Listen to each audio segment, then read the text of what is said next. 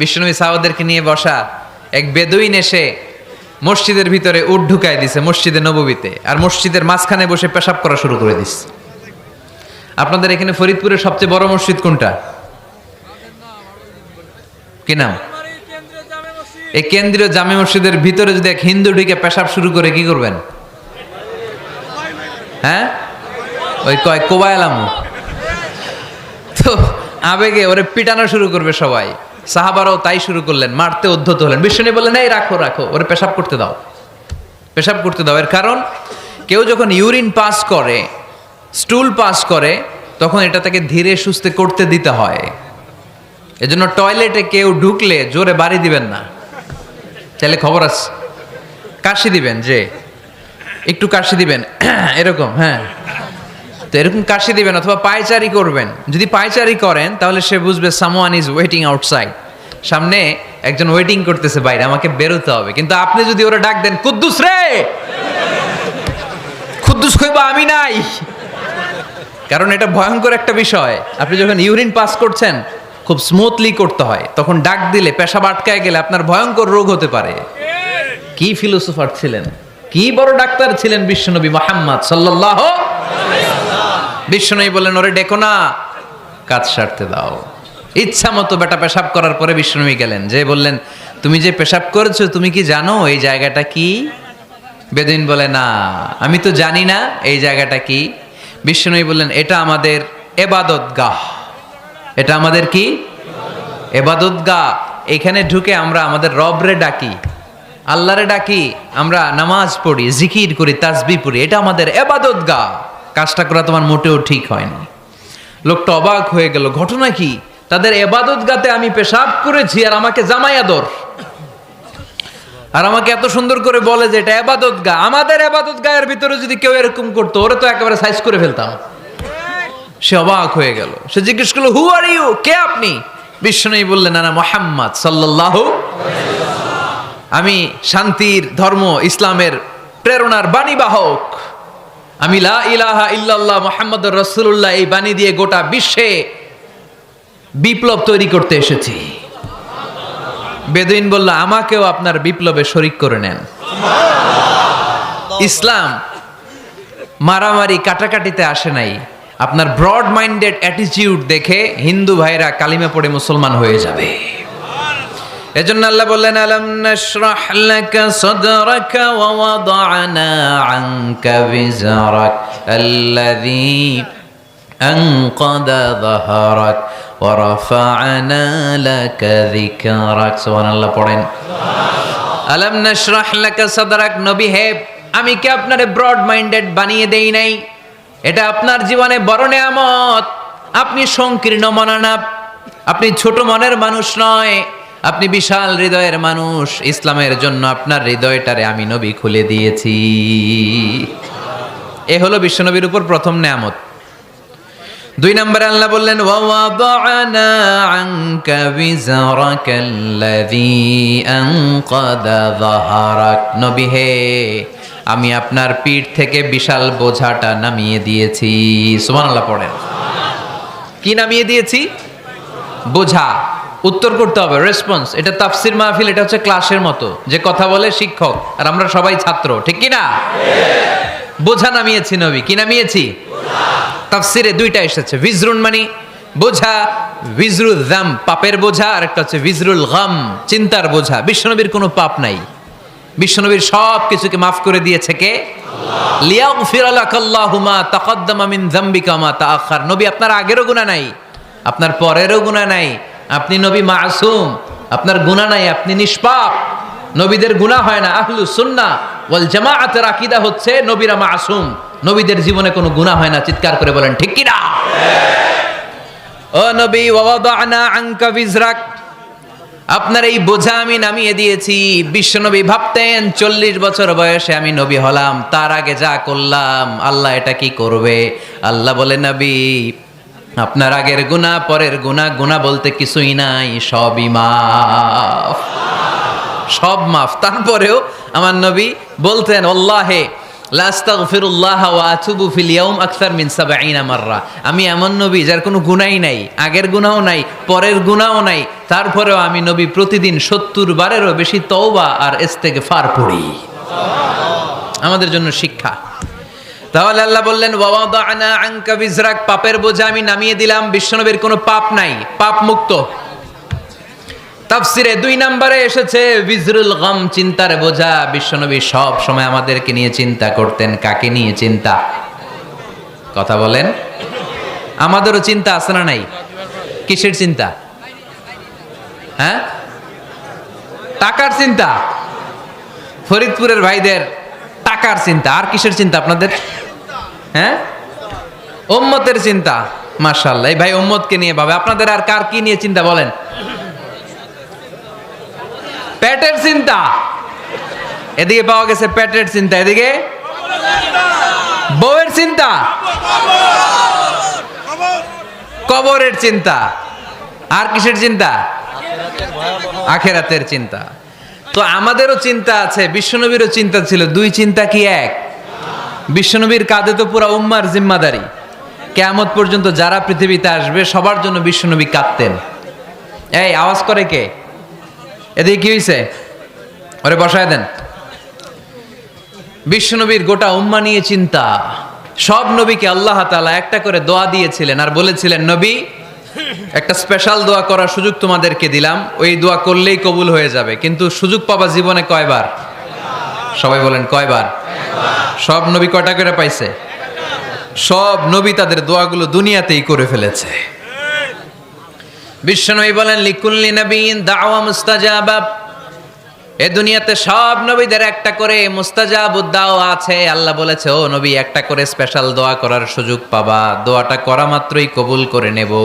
বিশ্বনবী বললেন, এই পৃথিবীর বুকে যত নবী রাসূল দুনিয়ায় এসেছে সব নবীরা তাদের স্পেশাল দোয়া দুনিয়ায় করে ফেলেছে, ইল্লা আনা, কিন্তু আমি করি নাই। বিশ্বনবী বললেন, ওয়া ইন্নী আখতাবিউ দাওয়াতি শাফাআতান লি উম্মতি ইয়াউমাল কিয়ামাহ। আমি আমার স্পেশাল দোয়াটা করি নাই। আমার স্পেশাল দোয়াটা আমি আমার গুনাহগার উম্মতকে বাঁচানোর জন্য কিয়ামত পর্যন্ত রেখে দিয়েছি। আমরা যেদিন বিপদে পড়ে যাব, যেদিন আমার আব্বা আমারে চিনবে না, আমি আমার আব্বারে চিনব না, নেতা তার কর্মীরে চিনবে না, কর্মী নেতারে চিনবে না, ঠিক কি না? পীর সাহেব মুরিদরে চিনবে না, মুরিদ পীর সাহেবরে চিনবে না, স্বামী তার স্ত্রীরে চিনবে না, স্ত্রী তার স্বামীরে চিনবে না। নবী থেকে শুরু করে, অলি থেকে শুরু করে, শহীদ থেকে শুরু করে সবার মুখে একটাই জিকির, ইয়া নাফসি ইয়া নাফসি ইয়া নাফসি। আকাশের সূর্যটা যেদিন মাথার কাছে চলে আসবে, জমিনটা তামার জমিন হয়ে যাবে। সূর্যের তাপে মাথার মগজগুলো ভাতের মাড়ের মতো গলে গলে নাকের ছিদ্র, কানের ছিদ্র দিয়ে টপ টপ করে বেয়ে বেয়ে নিচে পড়বে। ওই কঠিন দিনে কেউ কাউরে চিনবে না। বিষ্ণু বললেন, ওই দোয়াটা আমি দুনিয়ায় করি নাই। আমি বদরের যুদ্ধে মার খেয়েছি, উহুদের যুদ্ধে দাঁত ভেঙেছি, আমি না খেয়ে পেটে পাথর বেঁধেছি। আমি যদি ওই দিন দোয়া করতাম, আল্লাহ দোয়া কবুল করে নিত, জান্নাতি খাবার দিয়ে দিত, আমার মায়ের খাওয়া লাগতো না, তায়েফে আমার রক্ত ঝরতো না, দোয়া করলেই কবুল। কিন্তু ওই দোয়াটা আমি দুনিয়ায় করি নাই। ওই দোয়াটা আমার জন্য, আপনার জন্য, আমাদের জন্য বিশ্বনবী জমা রেখে দিয়েছে। এজন্য বিশ্বনবীর চিন্তা আর আমাদের চিন্তা এক চিন্তা না। বিশ্বনবীর পুরা উম্মতের চিন্তা, কিয়ামত পর্যন্ত যত মানুষ আসবে সবাই আমার উম্মত, না জানি তাদের নসিবে কি হয়ে যায়। এই চিন্তার বোঝা বিশ্বনবীকে কাবু করে ফেলেছিল। আল্লাহ বললেন, নবী নো টেনশন, কোনো টেনশন নাই। আপনার এই চিন্তার বোঝাকে আপনার পিঠ থেকে আমি আল্লাহ নিজ দায়িত্বে সরিয়ে নিলাম। এজন্য আল্লাহ বললেন, আলাম নাশরাহ লাকা সাদরাকা ওয়া ওয়াদানা আনকা বিজরাক আল্লাযী আনকাদা যাহারাক। যেই চিন্তার বোঝা আপনাকে কষ্ট দেয়, যেই চিন্তার বোঝা আপনারে পেরেশান করে তোলে, আপনার পিঠ থেকে ওই চিন্তার বোঝা নবী আমি সরিয়ে নিলাম। কি দিয়ে সরিয়ে নিল? কোরআনের আলো দিয়ে। আওয়াজ করে বলতে হবে, কি দিয়ে? বিশ্বনবী মক্কায় দেখতেন মূর্তির পূজা হয়, আল্লাহর ঘরের ভিতরে ৩৬০টা মূর্তির পূজা। বিশ্বনবী দেখতে পেলেন দুর্বলের উপরে সবলের অত্যাচার। বিশ্বনবী দেখতে পেলেন নারীদেরকে অত্যাচার করা হয়, কন্যা সন্তান হলে বাবা তার মেয়েটাকে নিয়ে জঙ্গলের ভেতরে ঢুকে কিংবা মরুভূমির ভেতরে যে জীবিত দাফন করে দেয়। ওয়াইদাল মাউউদাতু সুইলাত ওয়াদুল বানাত, বিশ্বনবী এগুলো দেখতেন চারপাশে, দেখে এই পথহারা জাতিকে কিভাবে উদ্ধার করবেন, কি দিয়ে উদ্ধার করা যায়, এই টেনশনে বিশ্বনবীর পিঠ বাঁকা হয়ে গিয়েছিল। উপমা, বাঁকা হয়ে গিয়েছিল, বিশ্বনবী সব সময় পেরেশান থাকতেন। আল্লাহ বললেন, নবী টেনশনের দরকার নাই, হেরা গুহায় এমন একটা নূরের আলো দিয়ে আমি আপনারে আলোকিত করব যার মাধ্যমে সব পেরেশানি দূর হয়ে যাবে। আলম নাশরাহ লাকা সাদরাকা ওয়া ওয়াদানা আনকা বিজারাক আল্লাযী আনকাদা যাহারাক। আপনাকে পেরেশান বানিয়ে দেয় এরকম সব চিন্তার বোঝা আমি আল্লাহ সরিয়ে নিলাম। সুবহানাল্লাহ। দুইটা নেয়ামত শুনলাম, এবার 3 নম্বরের নেয়ামত আল্লাহ বললেন ওয়া রাফা'না লাকা যিকরাক। একটা মুখস্থ করতে হবে আজকে, আমার সাথে সাথে পড়েন, ওয়া রাফা'না লাকা যিকরাক। সবাই বলেন নাই, পড়েন, ওয়া রাফা'না লাকা যিকরাক ওয়া রাফা'না লাকা যিকরাক। নবী হে, আপনার সম্মানকে আমি আকাশচুম্বী করেছি। I have dignified your status high and high, the highest peak. আপনার মর্যাদা উঠাতে উঠাতে আকাশ বাতাস ছাপিয়ে সাত আকাশ কাঁপিয়ে আরশের উপরে নিয়ে গিয়েছি। আপনার মর্যাদা আমার পরপরই, স্রষ্টার পরে পুরো সৃষ্টিকুলের উপরে বিশ্বনবীর মর্যাদা আছে না নাই? এজন্য আল্লাহ বললেন ওয়া রাফা'না লাকা যিকরাক, ও নবী আপনার মর্যাদা সম্মান আমি আকাশচুম্বী করেছি। আপনার সুনাম সুখ্যাতি মান মর্যাদা আমি গোটা বিশ্বে ছড়াইয়া দেব। এ আয়াত যখন নাজিল হলো কাফেররা হাসতে শুরু করলো। কাফেররা বলে, মোহাম্মদ বেটা বলে কি, ও জানে বাঁচবি কিনা ওইটাই তো সন্দেহ। আমরা যেই ষড়যন্ত্র পাকাচ্ছি ও জানে বাঁচবি কিনা সে এটাই সন্দেহ, তার নাম গোটা বিশ্বে ছড়াবে কি করে আমরা দেখে নেব। আল্লাহ বলেন, তোরা আমার নবীর সুনাম সুখ্যাতি ছড়ানোর ব্যাপারে বাধা তৈরি করবি, তোরা আমার নবীর ব্যাপারে অপপ্রচার চালাবি, তোদের অপপ্রচারকেই আমি আমার নবীর প্রচার মাধ্যম বানিয়ে দেব। তোরা করবি অপপ্রচার।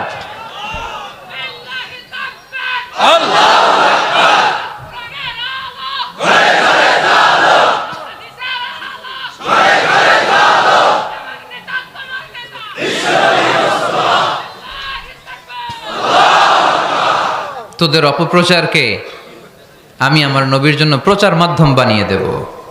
এরকম অনেক সময় হয় না যে কেউ কেউ অপপ্রচার করে কারো বিরুদ্ধে, এটা তার জন্য প্রচার হয়ে যায়। কেউ অপপ্রচার চালায়, আল্লাহর মেহেরবানিতে ওইটা তার পাবলিসিটি হয়ে যায়। তার আলাদা করে প্রচার বিভাগের টিম তৈরি করা লাগে না, তার বিরোধীরাই তার প্রচার বিভাগের কাজে নেমে পড়ে। বিশ্বনবী বললেন, আল্লাহ বললেন, তোরা আমার নবীর সুনাম সুখ্যাতিকে থামাবি, তোদের মাধ্যমে আমি বিশ্বনবীর সুনাম সুখ্যাতি গোটা বিশ্বে বুলন্দ করে দেব। আবু জাহেল ঘোষণা দিল, খবরদার, হজের মৌসুম, হাজী সাহেবরা গোটা বিশ্ব থেকে আসবে, আমার দলের কর্মীরা তোরা যেটা করবি সেটা হচ্ছে হাজীদের কাছে যে বলবি মক্কায় নতুন এক পাগল আসছে, নতুন এক জাদুকর আসছে, নাম মুহাম্মদ। নাউজুবিল্লাহ পড়বেন না?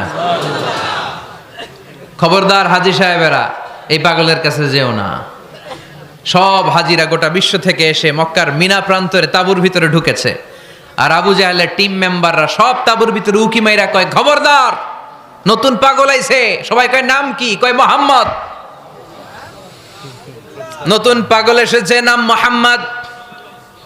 নতুন জাদুকর এসেছে, তার নাম মুহাম্মদ। খবরদার, তার কাছে যেও না, তার কথা শোনো না, শুনলে তোমরাও পাগল হয়ে যাবা, তোমরাও পাগল হয়ে যাবা। সে এত বড় জাদুকর, মুহাম্মদ সাল্লাল্লাহু আলাইহি ওয়াসাল্লাম এত বড় জাদুকর, তার জাদু দেখলে, তার কথা শুনলে হাজবেন্ড ওয়াইফের মধ্যে সম্পর্ক বিচ্ছিন্ন হয়ে যায়। সে এত বড় জাদুকর, তার কথা শুনলে বাবা আর ছেলের সম্পর্ক ছিন্ন হয়ে যায়। সে এত বড় জাদুকর, তার কথা শুনলে বন্ধু বন্ধু আলাদা হয়ে যায়। খবরদার হাজী সাহেবরা, তোমরা হজ করতে এসেছো করো, জমজমের পানি খাও আর খেজুর নিয়ে যাবা বাড়িতে, কিন্তু মুহাম্মদ সাল্লাল্লাহু আলাইহি ওয়াসাল্লামের কাছে যাওয়া যাবে না।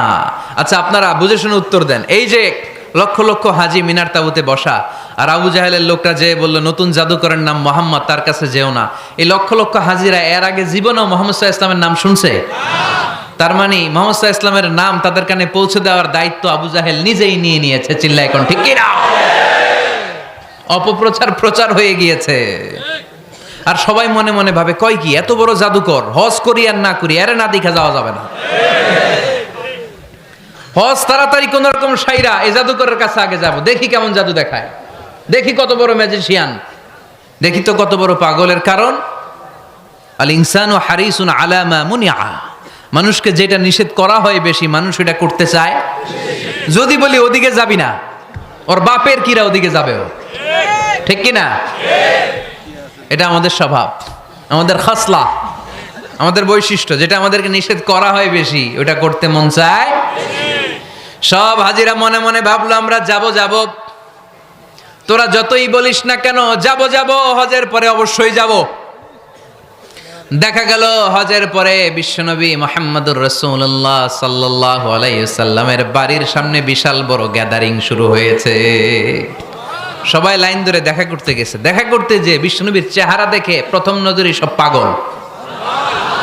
চাঁদের চেয়ে সুন্দর তুমি নবী আমার কমলিওয়ালা, চাঁদের চেয়ে সুন্দর তুমি নবী আমার কমলিওয়ালা, দু জাহানের বাদশাহ তুমি প্যারা নবী সাল্লে আলা, দু জাহানের বাদশাহ তুমি প্যারা নবী সাল্লে আলা, চাঁদের চেয়ে সুন্দর তুমি নবী আমার কমলিওয়ালা।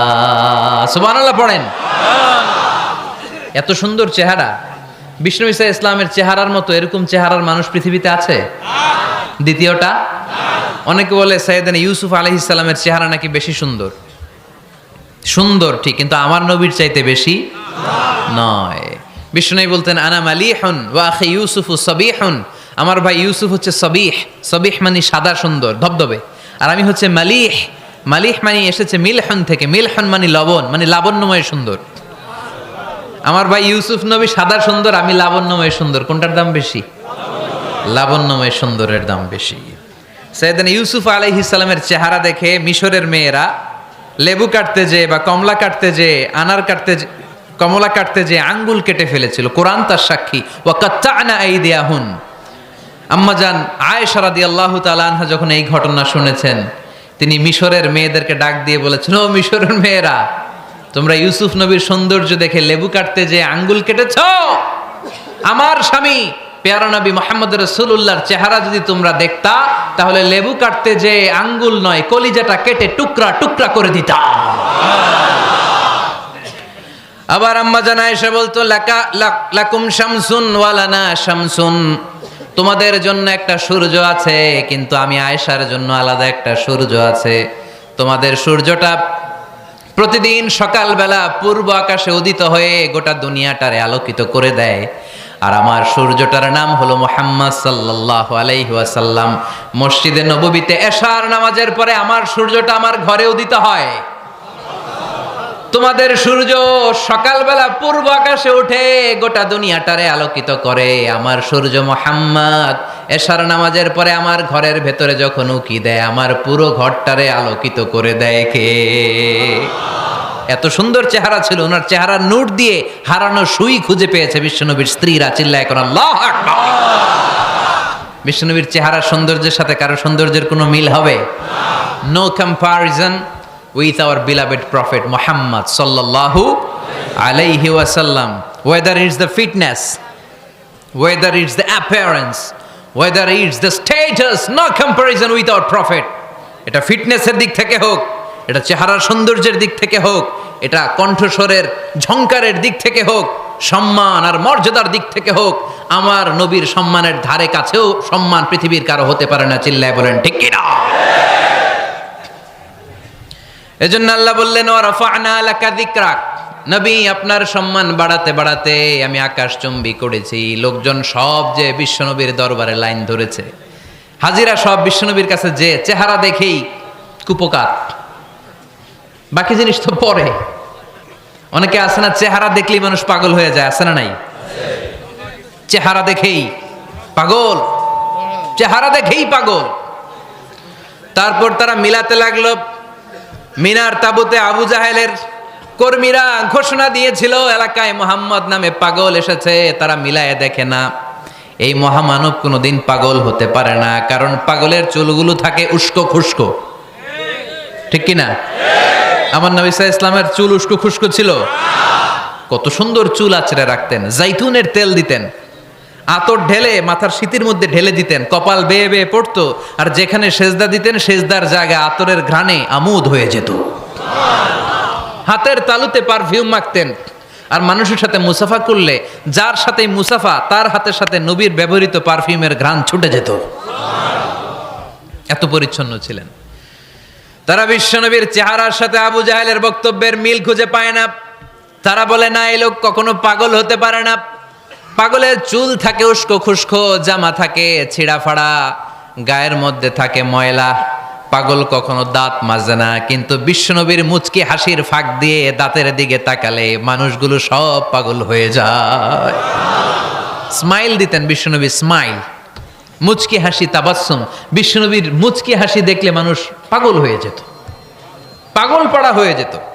তারা বলে, না না, এ মহামানব তো কখনো পাগল হতে পারে না। আবার মিলাতে লাগলো। আবু জাহেলের কর্মীরা বলেছিল এটা নাকি বড় জাদুকর, কিন্তু তারা বলে, না না, এই অসাধারণ লোকটা জাদুকরও হতে পারে না, সে তো কোনো মন্ত্র পড়ে না। জাদু করার জন্য মন্ত্র পড়ার দরকার আছে না নাই? বিষ্ণুনবী কি মন্ত্র পড়তো? বিষ্ণুনবী কি পড়ে শোনাতো? চিল্লায় বলেন, কি পড়ে শোনাতো? কোরআন শোনাতো। এত সুন্দর কণ্ঠ ছিল বিশ্বনবীর, পাগল হয়ে যেত মানুষ শুনতে শুনতে, পাগল পাড়া হয়ে যেত, বিমুগ্ধ হয়ে যেত। তারা সবাই বলতে আরম্ভ করলো, আবু জাহেল তুমি মিথ্যাবাদী, তবে তোমাকে ধন্যবাদ এরকম একটা মানুষের সাথে পরিচয় করিয়ে দেওয়ার জন্য। সুবহানাল্লাহ কইলেন না? আমরা মেনে নিতে পারলাম না সে পাগল নয়, জাদুকর নয়, সে হলো এই জামানার পায়গাম্বার। আমরা পড়ে নিলাম লা ইলাহা ইল্লাল্লাহু মুহাম্মাদুর রাসূলুল্লাহ সাল্লাল্লাহু আলাইহি ওয়াসাল্লাম। ওয়া রাফা'না লাকা যিকরাক। নবী হে, এইভাবে আমি আপনার সম্মানকে বাড়িয়েছি। হাইসুমা যুকিরতু যুকিরতা মাই। নবী, যেখানে আমার নাম নেওয়া হবে আমার পর পর আপনার নামও নেওয়া হবে। পড়েন সুবহানাল্লাহ। যেখানে আমার আল্লাহর নাম, তারপরে আমার নবীর নাম আছে না নাই? কালিমার ভেতরে লা ইলাহা ইল্লাল্লাহ আমার আল্লাহর নাম শোভা পায়, তারপরে মুহাম্মাদুর রাসূলুল্লাহ দ্বিতীয় বাক্যে আমার নবীর সুন্দর নামটা আছে না নাই? কালেমার মধ্যে প্রথমে আল্লাহর নাম, তারপরে নবীর নাম। হাইসুমা যুকিরতু যুকিরতা মাই। নবী, কিভাবে আপনার মর্যাদা আমি বাড়াবো জানেন? যেখানেই আমি ওইখানেই আপনি। যেখানে আমার নাম নেওয়া হবে তারপরেই সৃষ্টিকুলের মধ্য থেকে শুধু আপনার নাম নেওয়া হবে। সুবহানাল্লাহ পড়েন। আপনার উম্মতেরা গোটা বিশ্বে সালাত আদায়ের জন্য আজান দিবে। আজানের প্রথম 4 বাক্যে আমি আল্লাহর বড়ত্ব, আল্লাহু আকবার। তারপরের 2 বাক্যে আমি ছাড়া কোনো ইলাহা নাই, এটার সাক্ষ্য দেয়া হবে। তারপরের 2 বাক্যে সবাই সাক্ষ্য দিতে বাধ্য, আপনি ছাড়া দুনিয়ায় আর কোনো শেষ রাসূল নাই। তার মানে আজানের মধ্যেও আমার আল্লাহর নামের পরে আমার নবীর নাম আছে না নাই? এরপর আমরা একামত দিয়ে জামাত শুরু করি। এই জামাতের আগে যে একামতটা দেই, এই একামতেও আল্লাহর নামের পরে আমার নবীর নামটা আছে না নাই? আল্লাহু আকবার, আল্লাহু আকবার। আশহাদু আন লা ইলাহা ইল্লাল্লাহ, আশহাদু আন্না মুহাম্মাদার রাসূলুল্লাহ সাল্লাল্লাহু। তার মানে আজানে আমার নামের পরে আপনার নাম, একামতে আমার নামের পরে আপনার নাম। নামাজের শেষে যখন আমরা শেষ বৈঠকে বসি, সেখানে বিশ্বনবীর উপর দুরূদ আছে না নাই? তার মানে সব জায়গায় বিশ্বনবীর নাম নেয়াকে আবশ্যক করে দিয়েছে কে? নবী হে, এই গোটা বিশ্বের ভেতরে সূর্য উঠবে, সূর্য ডুববে, শীত যে গ্রীষ্ম আসবে, দিন যে রাত আসবে, এক মুহূর্তের জন্য আপনার নামের আলোচনা থামবে না। চিল্লায় বলো ঠিক কি না? রাফা'না লাকা যিকরাক, I have dignified your status very high. Very high, অনেক উপরে নিয়েছি, আকাশ বাতাস ছাপিয়ে, সাত আকাশ কাঁপিয়ে আরশ পর্যন্ত আমি আপনার মর্যাদাকে বুলন্দ করেছি। এই পৃথিবীতে যত আসমানি কিতাব এসেছিল সবগুলো আসমানি কিতাবে বিষ্ণুনবীর নাম উল্লেখ করেছে কে? তার মানে তাওরাতের ভেতরে বিষ্ণুনবীর নাম আছে না নাই? ইনজিলে, জাবুর, সুহুফে ইব্রাহিম, সুহুফে মূসা, আল্লাযী ইয়াজিদুনাহু মাকতুবান ইনদাহুম ফিত তাওরাতি ওয়াল ইনজিল। ইহুদিরা খ্রিস্টানরা বিষ্ণুনবীর মানতে চাইতো না। তারা বলতো, মুহাম্মদ তোমার নাম তো আমাদের কিতাবে নাই। বিষ্ণুনবী বললেন পড়ো। তারা পড়তে পড়তে বিষ্ণুনবীর জায়গাটা লুকিয়ে রাখতো, যেখানে বিষ্ণুনবীর নাম ওরা এভাবে ধরে রাখতো। বিষ্ণু সাল্লাল্লাহু আলাইহি ওয়াসাল্লাম এক সাহাবাকে বললেন, আমি তো ওদের ভাষা বুঝি না, তুমি ওদের ভাষা বুঝে দেখো কোন জায়গায় চোরামিটা করে। প্রতিটা কিতাবের প্রতিটা পাতায় পাতায় বিষ্ণুনবীর নাম আছে না নাই? সাইয়েদনা আদম আলাইহিস সালাম থেকে শুরু করে ঈসা আলাইহিস সালাম পর্যন্ত যত নবী এসেছে সব নবী সুসংবাদ দিয়েছে যে একজন নবী আসবে, যেই নবী আসার মধ্য দিয়ে এই আম্বিয়া আলাইহিমুস সালাম পৃথিবীতে আসার যে ধারাবাহিকতা, এই সিলসিলা, এই চেইনকে আল্লাহ তাআলা কাট অফ করে দিবে। সাইয়েদনা আদম তার বংশধরদেরকে বলেছে, নূহ আলাইহিস সালাম তার প্রজন্মকে বলেছে, ইব্রাহিম আলাইহিস সালাম তার জেনারেশনকে বলেছে, মূসা আলাইহিস সালাম বনি ইসরাইলকে শুনিয়েছে। সর্বশেষ সাইয়েদনা ঈসা আলাইহিস সালাম এসে বলেছে, ইয়াতি মিন বাদি ইসমুহু আহমদ, আমার পরে এমন এক নবী আসবে তার নাম, চিল্লায় বলেন, আহমদ বড় বিশ্বস্ত, সে কোন বন্ধু বলো বেশি বিশ্বস্ত,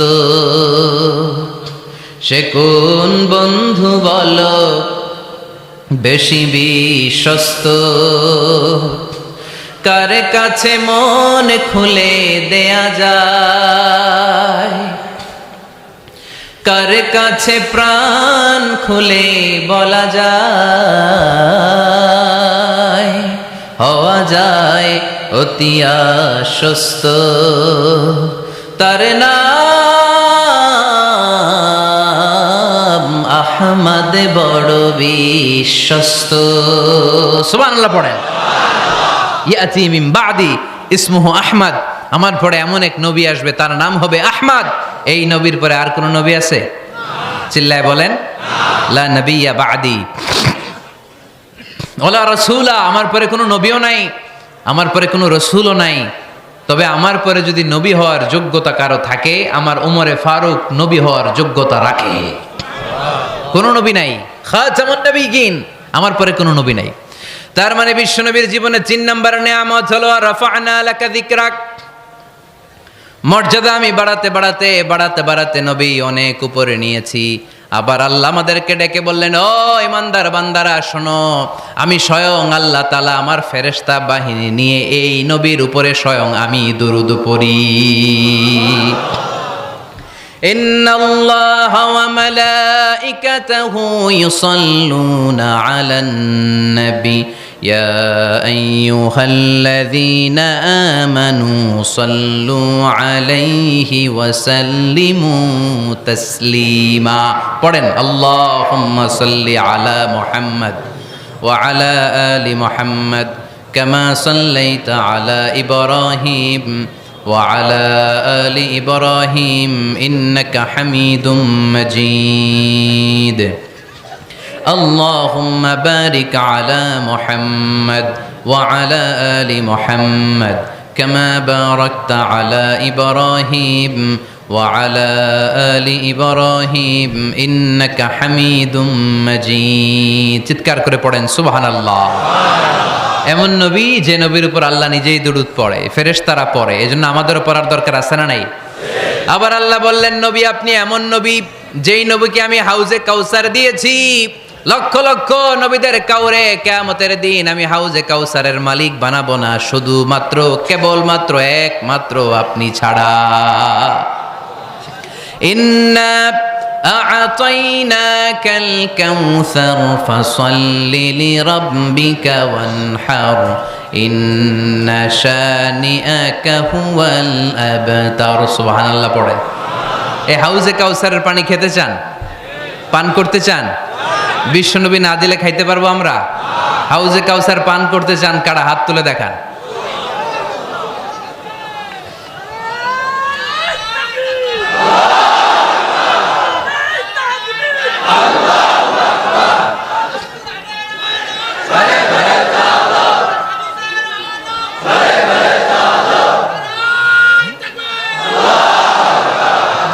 আহলা মিনাল আসাল, হাউজে কাউসারের পানি মধুর চেয়েও মিষ্টি। আবরাদু মিনাস সালজ, বরফের চাইতেও ঠান্ডা। আবিয়াদু মিনাল লাবান, দুধের চাইতেও সাদা। মান শারিবা মিনহা শারবাতান লাম ইয়াজমা আবাদা, এক ঢোক হাউজে কাউসারের পানি যে খাবে চিরকালের জন্য তার গলার তৃষ্ণা মিটে যাবে। ওই হাউজে কাউসার বিশ্বনবীকে দিয়ে বিশ্বনবীর মর্যাদা বাড়িয়েছে কে? আবার আল্লাহ বললেন, নবী, পৃথিবীর অনেক নবীকে আমি নৈতিক বিজয় দান করেছি, কিন্তু সবাইকে আমি রাজনৈতিক বিজয় দান করি নাই। আপনাকে আমি এমন নবী করে দুনিয়ার বুকে পাঠিয়েছি, আপনাকে আমি নৈতিক বিজয় দান করেছি, পাশাপাশি রাজনৈতিক বিজয়ও দান করেছি। সুবহানাল্লাহ পড়া। বিশ্বনবী একাধারে যেমনি মসজিদে নববীর ইমাম ছিলেন, পাশাপাশি মদিনার রাষ্ট্রের প্রেসিডেন্ট ছিলেন, ঠিক কিনা?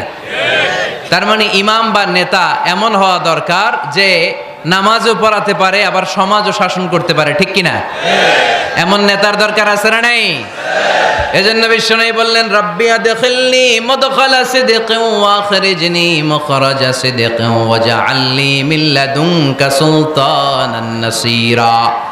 ও আল্লাহ, আপনি আমারে সত্যতার সাথে মক্কায় রাখেন, বের করলেও সত্যতার সাথে বের করেন, আর আপনি আমাকে বিজয়ী শক্তি দান করেন। বিজয়ী শক্তি, রাজনৈতিক শক্তি বিশ্বনবী আল্লাহ তাআলার কাছ থেকে দোয়া করে চেয়ে নিয়েছেন। চিল্লায় বলেন ঠিক কিনা? রাজনৈতিক শক্তির দরকার আছে না নাই? দরকার আছে? তা আস্তে করে বললেন কেন? রাজনৈতিক শক্তি থাকার দরকার আছে না নাই? দেখেন, বাংলাদেশ সৃষ্টি হয়েছে কত সালে বলেন? কত সাল?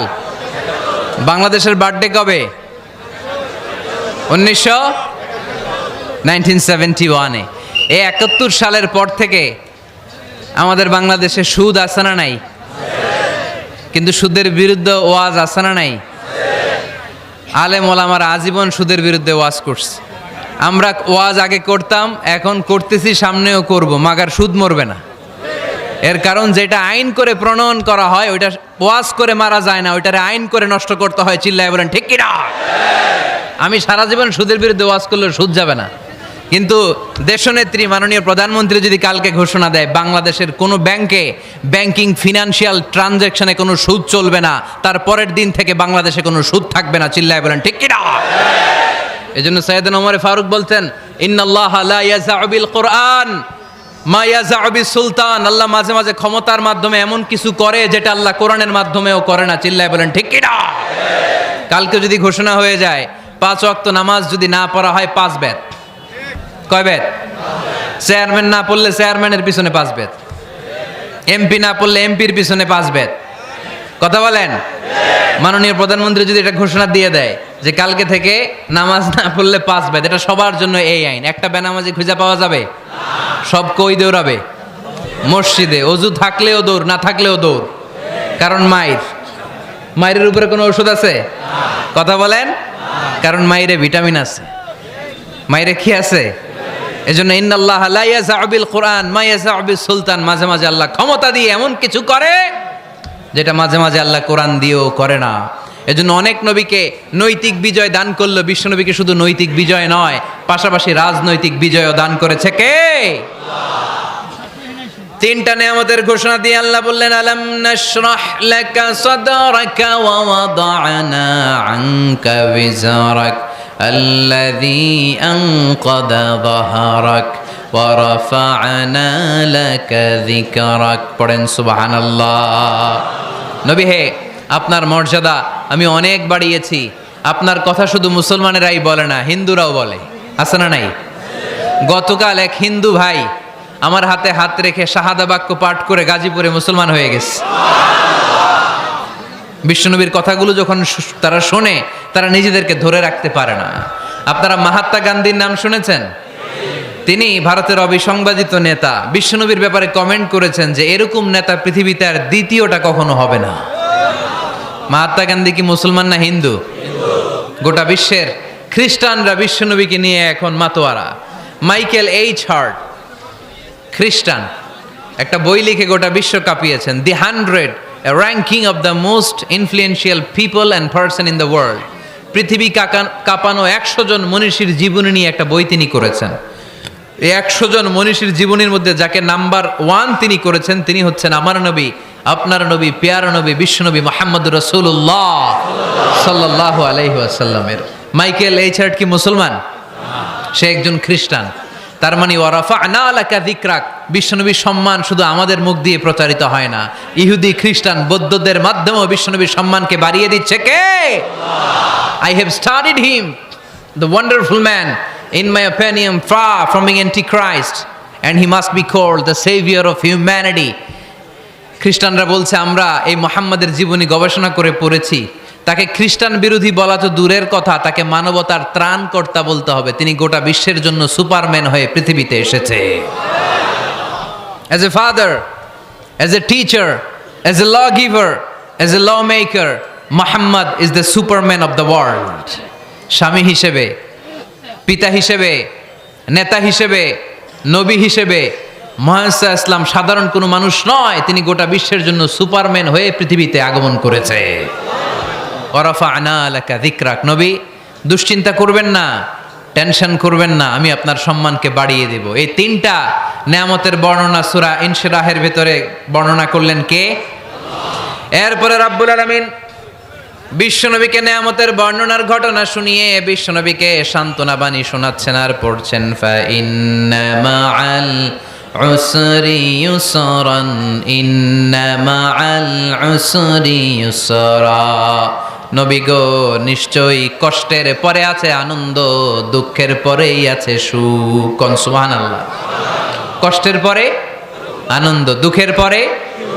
The struggle isn't permanent in our life. দুঃখ কষ্ট এটা আমাদের জীবনে পার্মানেন্ট না, এটা সাময়িক। আচ্ছা আওয়াজ করে উত্তর দেন তো, এক বছরে কয়দিন আপনাদের ফরিদপুরে? কয়দিন? 365 দিন। গত 365 দিনে না খেয়েছিলেন কয়দিন? 20 দিন, 30 দিন। তার মানে অল্প কিছুদিন না খেয়েছিলাম, সারা বছরই খেয়েছিলাম, ঠিক কিনা? আচ্ছা, তো 365 দিনে অসুস্থ ছিলেন কয়দিন? 4-5 দিন, কিংবা 20 দিন, কিংবা 1 মাস, কিংবা 56 দিন, কিংবা 65 দিন। তার মানে বাকি 300 দিন আরামে ছিলাম কি ছিলাম না? তার মানে আমাদের জীবনে দুঃখ বেশি না আনন্দ বেশি? সুখ বেশি না কষ্ট বেশি?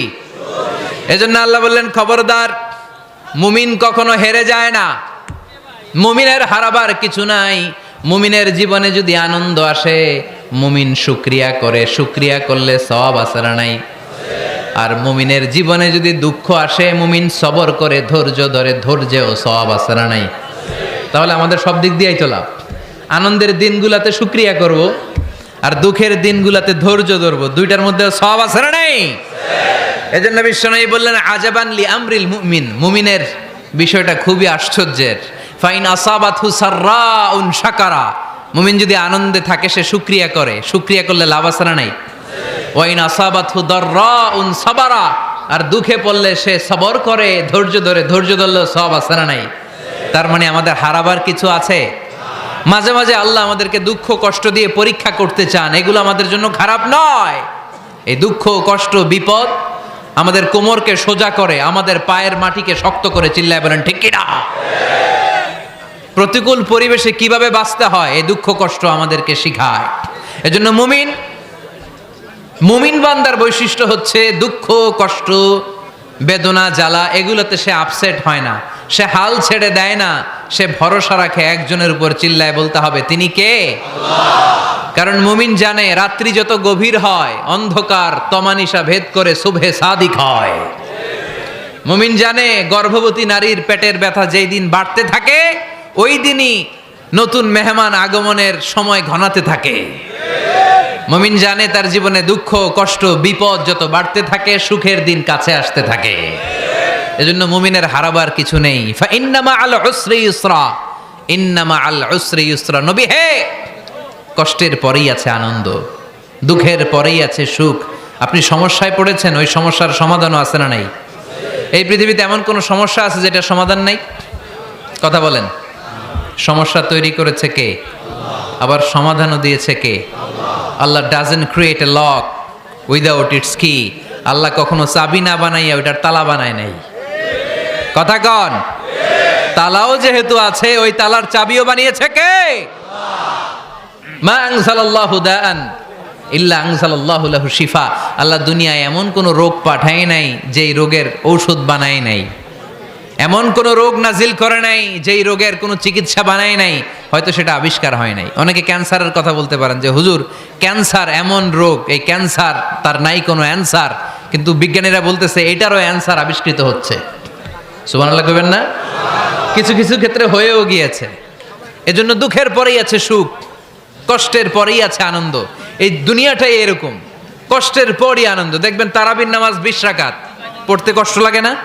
কোমরে ব্যথা, হাঁটুতে ব্যথা, কিন্তু 20টা রাকাত যখন শেষ করে মসজিদ থেকে বের হই একটা আনন্দ আছে না নাই? কষ্ট করে পরীক্ষার জন্য প্রিপারেশন নিলেন আপনি কয়েক মাস, কিন্তু ফলাফল যখন ভালো হয় তখন একটা আনন্দ আছে না নাই?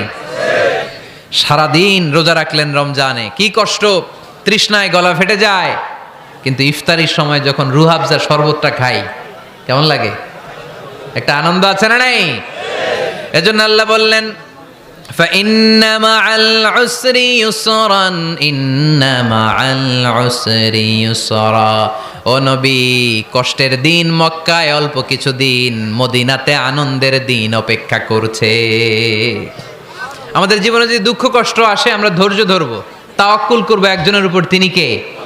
কারণ আমরা বিশ্বাস করি কষ্টের দিন এটা চিরকালের জন্য নয়, সামনে আনন্দের দিন আমাদের জন্য সেট করে রেখেছে কে? তাহলে আমরা সূরাতুল ইনশিরাহ থেকে 3টা নেয়ামতের বর্ণনা শুনলাম, বিশ্বনবীকে কি সান্ত্বনা দেয়া হলো সেটা শুনলাম। এবার 2টা গাইডলাইন শুনে তাফসীর আমরা শেষ করব। শুনতেছেন?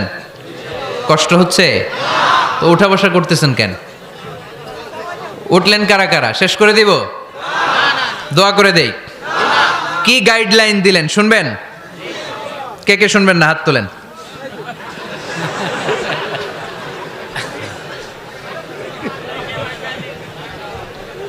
কষ্ট হইতেছে? গরম লাগতেছে না?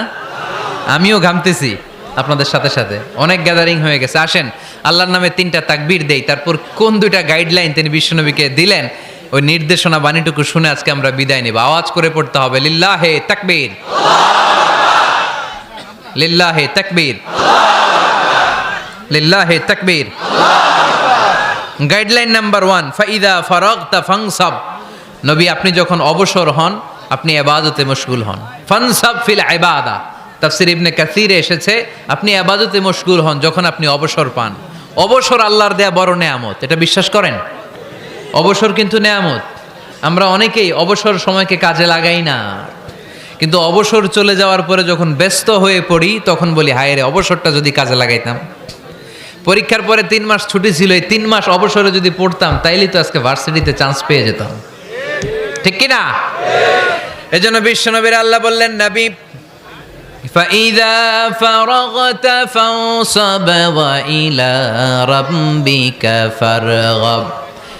মাদানী জীবনে, মাক্কি জীবনে, দাওয়াতি কার্যক্রমের পরে, রাষ্ট্রীয় কার্যক্রমের পরে যখনই আপনি অবসর পাবেন তখনই আপনি ইবাদত করেন, তখনই বেশি বেশি আল্লাহর কাছে দোয়া করেন। দোয়াটা খুব শক্তিশালী, কিন্তু আমরা অনেকে জানি না কি করে দোয়া করতে হয়।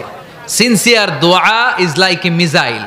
আপনারা প্রায় পত্রিকায় শুনবেন আমেরিকা অমুক দেশে মিসাইল হামলা করেছে, শুনছেন? মিসাইল হামলা এমন হামলা কত সেন্টিমিটার বেগে যে কোন জায়গায় অ্যাটাক করবে, যেখানে মারার কথা ওখানে পড়বে।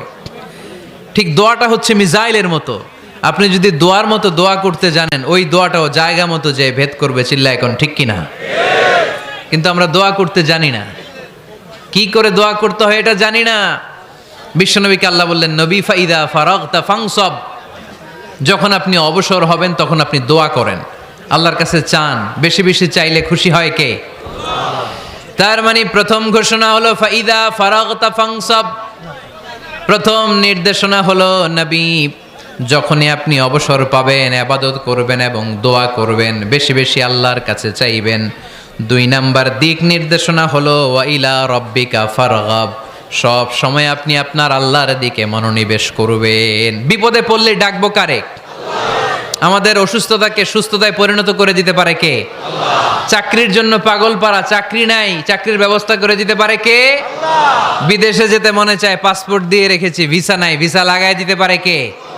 কিন্তু আমরা দুঃখ কষ্ট বেদনা কিছু একটা হইলেই সবার আগে আল্লাহরে শেয়ার করার আগে ফেসবুকে শেয়ার মেরে দেই। আছে না নাই? আপনাদের ফেসবুকে অ্যাকাউন্ট আছে নাকি? কার কার আছে দেখি?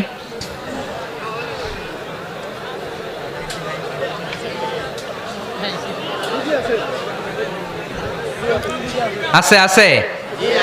এটার জন্য আমরা ভালো কাজে লাগাই, ঠিক কিনা? আপনি চাইলেই এমনভাবে ফেসবুক ফ্রেন্ড লিস্ট করতে পারেন যারা ভালো ভালো জিনিস শেয়ার করে, যারা মোটিভেশনাল জিনিস শেয়ার করে, ইসলামের পক্ষে কথা বলে। আপনার এক একটা শেয়ারে অনেকের জীবন বেঁচে যেতে পারে, ঠিক কিনা? একজন মুমূর্ষ রোগীকে বাঁচাতে রক্তের প্রয়োজন, রক্তের গ্রুপ এ পজিটিভ। যারা রক্ত দান করতে আগ্রহী তারা এই নাম্বারে যোগাযোগ করুন। ফেসবুকে মাঝে মাঝে এরকম নিউজ আসে না নাই? আপনি just you put down in share, শেয়ারের মধ্যে একটা পুট করে দিলেন, একটু শেয়ার মেরে দিলেন, ছড়িয়ে পড়লো হাজার হাজার ফেসবুক ফ্রেন্ডদের কাছে। তাদের অনেকে ব্লাড দিতে আগ্রহী, সে তাড়াতাড়ি যেয়ে সেখানে ব্লাড ডোনেট করে আসলো।